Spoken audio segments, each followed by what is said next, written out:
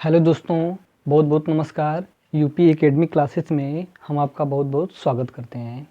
दोस्तों, इस वीडियो में हम बात करेंगे मापन में अनिश्चितता में जो नेक्स्ट क्रम है, जो अगला रूल है, उसमें हम बात करेंगे सार्थक अंक के बारे में, यानी कि साइनिफिकेंट फिगर्स के बारे में बात करेंगे।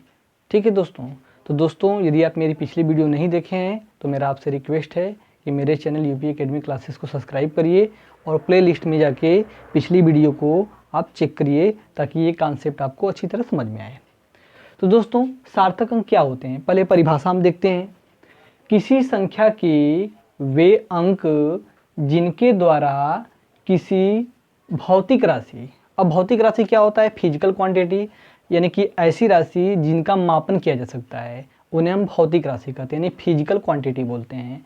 तो किसी संख्या के वे अंक जिनके द्वारा किसी भौतिक राशि को पूर्णतः उसके यथार्थ मान, यानी उसका जो शुद्ध मान होता है, यथार्थ मान तक व्यक्त कर सकते हैं, यानी कि लिख सकते हैं, उन्हें हम क्या बोलते हैं, सार्थक अंक।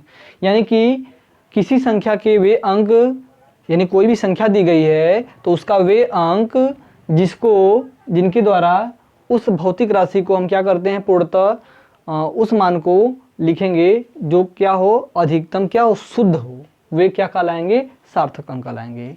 तो सार्थक अंक के कुछ नियम होते हैं, सार्थक अंकों को निर्धारित करने के नियम, रूल फॉर फाइंडिंग साइनिफिकेंट फिगर्स। तो इन नियमों को हम जानेंगे एक एक करके दोस्तों। जिस क्रम में हमारा पहला नियम है, सभी अशून्य अंक सार्थक अंक कहलाते हैं। अशून्य अंक देखिए, दो अंक, यानी कि एक शून्य होता है, शून्य मतलब जीरो। अशून्य यानी कि शून्य को छोड़कर जितने भी अंक होते हैं उन्हें हम अशून्य अंक कहते हैं। ठीक है। तो अशून्य अंक मतलब 1 2 3 4 5 सभी, यानी कि उसमें जीरो शामिल ना हो। तो सभी जो अशून्य अंक होते हैं, यानी कि जिसमें जीरो नहीं होता है, उन्हें हम क्या कह सकते हैं, सार्थक अंक। यानी कि जैसे 1 2 3 4 ये सभी अशून्य अंक, यानी जीरो नहीं है, तो ये सभी क्या कहलाएंगे, सार्थक अंक। तो इसमें कितने अंक हो जाएंगे, 4 सार्थक अंक, 4 सार्थक अंक हो जाएंगे। ठीक है। एवं जैसे हम एक और एग्जांपल लेते हैं, 539, ठीक है, 539, ठीक है, ये सभी अशून्य अंक है, यानी इसमें जीरो नहीं है, तो इनमें सभी क्या है, सार्थक अंक हैं। यानी इसमें कितने सार्थक अंक हैं, 3 सार्थक अंक हैं, 3 सार्थक अंक। ठीक है, ये हमारा पहला रूल है। अब हम दूसरे रूल की बात करते हैं। सार्थक अंकों के क्रम में दो अशून्य अंकों के बीच उपस्थित सभी शून्य सार्थक अंक कहलाते हैं। यानी कि दो अशून्य, यानी कि जो जीरो न हो, उनके बीच जो आने वाला जीरो है उनको भी हम क्या बोलेंगे, सार्थक अंक। यानी कि देखिए एग्जाम्पल, जैसे में हमारा एग्जाम्पल हो जाएगा 2008। ये देखिए दोनों 2 और 8 क्या है, अशून्य अंक हैं, यानी कि जीरो नहीं है। इनके बीच जो जीरो आया है उसको भी हम सार्थक अंकों में गिनेंगे, हम अपने दूसरे रूल के आधार पे। यानी कि दो अशून्य अंकों के बीच आने वाला शून्य भी क्या कहलाएगा, सार्थक। तो इसमें कितने सार्थक अंक हो जाएंगे, यानी कि 4 सार्थक अंक, 4 सार्थक अंक हो जाएंगे। ठीक, इसी तरह एक और एग्जाम्पल देखिए, जैसे हमने लिख दिया 2.809, ठीक है, यहाँ पे 089। अब इसमें कितने सार्थक अंक हो जाएंगे, देखिए ये दो अशून्य अंक के बीच जो जीरो आया है ये भी सार्थक हो जाएगा। ये भी 8 और 9 अशून्य अंक हैं, तो इनके बीच में जो जीरो आया वो भी क्या हो जाएगा, सार्थक अंक। यानी 1 2 3 4 5, यानी इसमें क्या हो जाएंगे, 5 सार्थक अंक। ठीक है, ये हमारा दूसरा रूल हो गया। अब हम बात करते हैं तीसरे रूल को। यदि शून्य किसी अंक व दशमलव के बीच आए, यानी हमारा जीरो कहाँ आए, किसी अंक और दशमलव के बीच में। ठीक है, जैसे देखिए ये है संख्या एक लिख रहे हैं हम, ये संख्या है आपका 0.0084, ठीक है।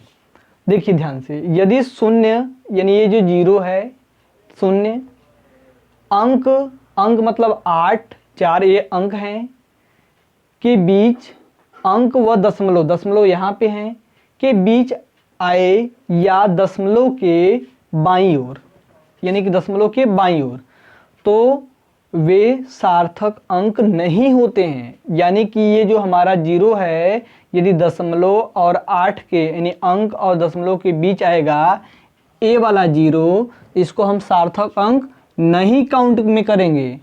और या तो दशमलव के बाईं ओर, यानी ये दशमलव के बाईं ओर, यानी ये जो जीरो है ये भी सार्थक अंक नहीं होगा। तो हमारे पास कितने सार्थक अंक बच गए?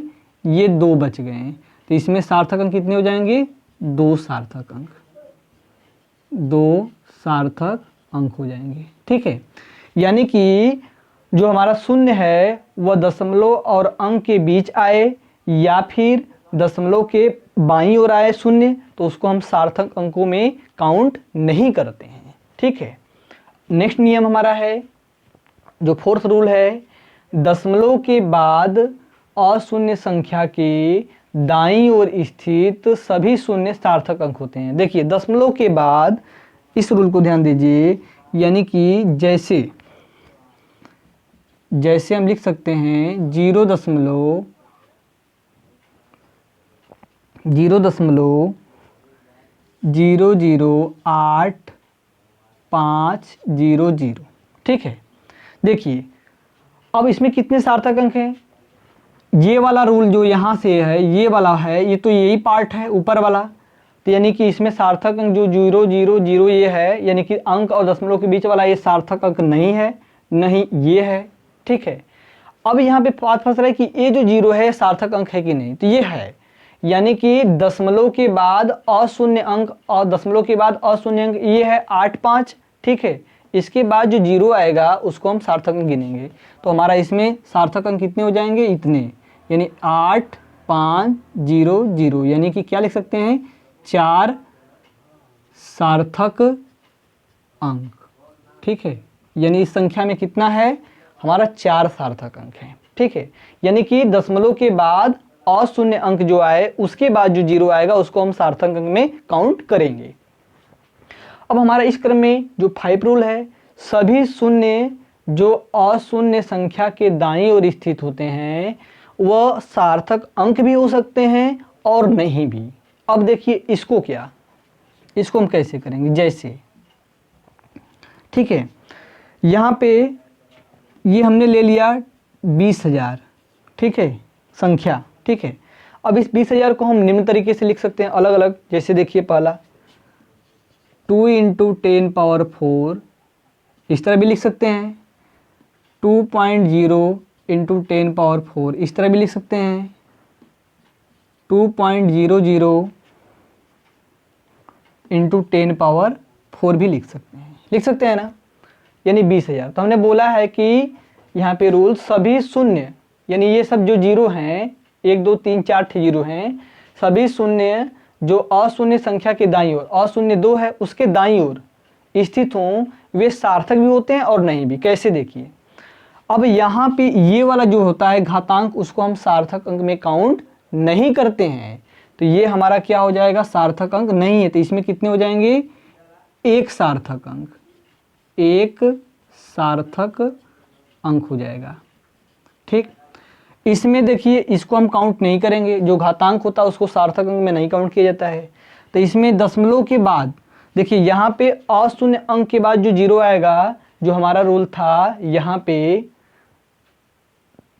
दशमलव के बाद अशून्य संख्या के दाईं ओर, ठीक है, दशमलव के बाद अशून्य संख्या, यानी ये भी है, यानी कि अशून्य संख्या के बाद जो जीरो आता है उसको हम सार्थक अंक में काउंट करेंगे, ठीक है। तो ये अशून्य अंक, तो यहाँ पे सार्थक अंक कितने हो जाएंगे? 2 सार्थक अंक, ठीक है। यहाँ पे देखिए कितना हो जाएगा? यहाँ पे दशमलव अशून्य अंक के बाद भी जीरो है, तो इनको हम सार्थक अंक में गिनेंगे, ठीक है। ये सार्थक अंक हैं, यानी कि ये सार्थक अंक हैं, ये भी सार्थक अंक हैं, ये भी सार्थक। तो कितने हैं? 1, 2, 3, तो यहाँ पे 3 सार्थक अंक हो जाएंगे, 3 सार्थक अंक। ये नहीं है। ठीक है, तो ये हमारा पांचवा रूल हो गया। क्या हो गया? सभी शून्य जो अशून्य अंक के दाईं ओर स्थित हों वे सार्थक भी हो सकते हैं और नहीं भी, बट वो कुछ कंडीशन में उसको हम अप्लाई करेंगे तब। अब हम लास्ट रूल पे चलते हैं, जो हमारा लास्ट रूल है, अशून्य संख्या के दाईं ओर। अशून्य संख्या मतलब जो जीरो हो उसके दाईं ओर, यानी 1 2 3 4 5 6 7 8 ये सब अशून्य अंक हैं, कि दाईं ओर सभी शून्य मतलब जो जीरो आए सार्थक अंक बन जाते हैं। कब कब बनते हैं? जब वे किसी मापन से आते हैं। इस बात को याद रखिएगा, मापन। ठीक है, अब इसको हम समझा रहे हैं आपको मापन से कैसे। जैसे यहाँ पे हमने लिख दिया है दो स्थानों के बीच की दूरी, दो स्थानों के बीच की दूरी हमने मान लेते हैं 3050। ठीक है, 3050 मीटर है, ठीक है।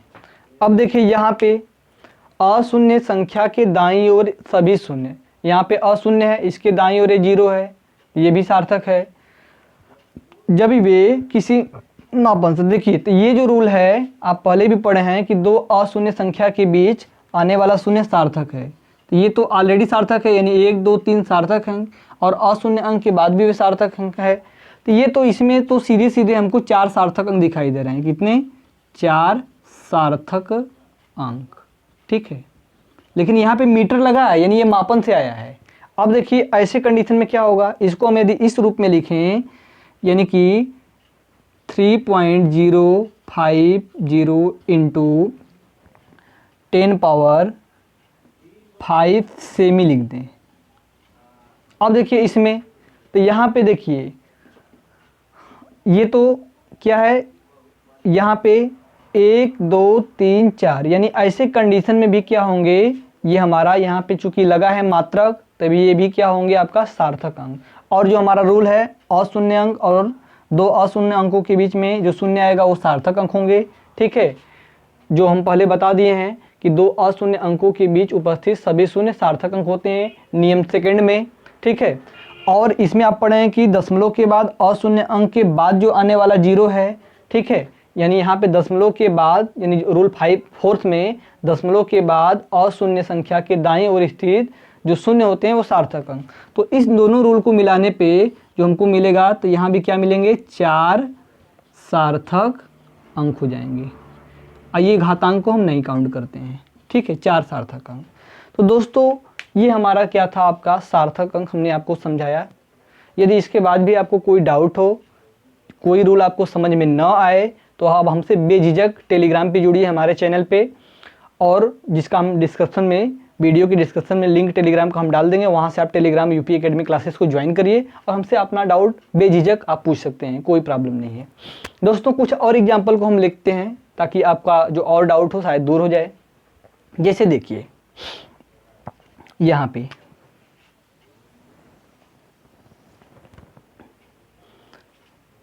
पे कोई संख्या है 0.0482 ठीक है, तो इसमें कितने सार्थक अंक हैं? तो देखिए इसमें दशमलव और अशून्य अंक के बीच, ठीक है, दशमलव जैसे में है, दशमलव और अशून्य अंक के बीच जो है 0, ये सार्थक अंक नहीं है। ठीक है, यहाँ पे आप देख सकते हैं दशमलव के बाद, सॉरी ये रूल नंबर 5 थर्ड देखिए यहाँ पे, यदि शून्य किसी अंक व दशमलव के बीच आए, शून्य अंक दशमलव और अंक के बीच आए तो सार्थक अंक नहीं है, यानी कि तीसरा रूल से, तीसरा नियम। ठीक है, तो अब यहाँ पे कितने बचे? अब दशमलव के बाद जितने अशून्य अंक वो तभी सार्थक होते हैं, तो यहाँ पे कितने हो जाएंगे, यानी कि 4 सार्थक अंक हो जाएंगे। ठीक है, ऐसे ही हमने यहाँ पे लिख दिया दूसरा एग्जाम्पल 72,100 किमी। तो चूंकि ये मापन से आए हैं, तो मापन से आए हैं तो यहाँ पे 1 के बाद ये जो 0 है उसको भी हम क्या मानेंगे, सार्थक अंक ही मानेंगे, क्योंकि ये मापन से आए हैं। हमारा रूल नियम 5 है, ठीक है। यानी कि कौन सा नियम है यहाँ पे, लास्ट वाला जो नियम है, ठीक है, यानी कि 6 नियम। 6 नियम से इसमें कितने सार्थक अंक हो जाएंगे, ये सभी हैं, यानी कि 5 सार्थक अंक हो जाएंगे, ठीक है। और एग्जाम्पल देखिए आप, जैसे यहाँ पे तीसरा एग्जाम्पल पाई। पाई क्या है आपका, सार्थक अंक है या नहीं। तो चूंकि पाई का जो मान होता है 22/7 होता है। अब 22/7 को हम हल करेंगे तो दशमलव में आता जाएगा, इसलिए जो पाई का सार्थक अंक होते हैं इसमें अनंत होते हैं, अनंत सार्थक अंक होते हैं इसमें, ठीक है। आपको क्वेश्चन में दे देगा, कॉम्पिटिटिव एग्जाम में या कहीं भी पूछ दिया जाएगा कि पाई में कितने सार्थक अंक होते हैं, ठीक है। तो चूंकि आप वहाँ पे क्या आंसर देंगे कि इनमें सार्थक अंकों की संख्या अनंत होती है, ठीक है, इसलिए आप याद रखिएगा। कुछ और एग्जाम्पल आप देख सकते हैं, जैसे यहाँ पे चौथा एग्जाम्पल हम लेते हैं 7.210 ×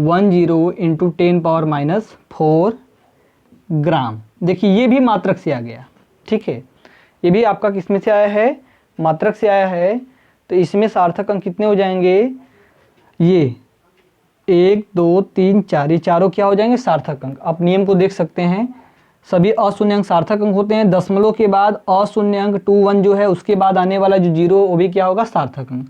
तो 4 सार्थक अंक, ठीक है। और भी आप एग्जाम्पल कर सकते हैं, और भी क्वेश्चन आप एक्सरसाइज के रूप में करिए। जो क्वेश्चन आप फंस जाते हैं, आपको जहाँ पे समझ में नहीं आता है, तो आप हमारे टेलीग्राम पे जुड़िए। वीडियो के डिस्क्रिप्शन में आपको टेलीग्राम का लिंक मिल जाएगा, आप हमसे बेझिझक अपना क्वेश्चन सेंड करिए, हम आपको बताने का पूरा प्रयास करेंगे।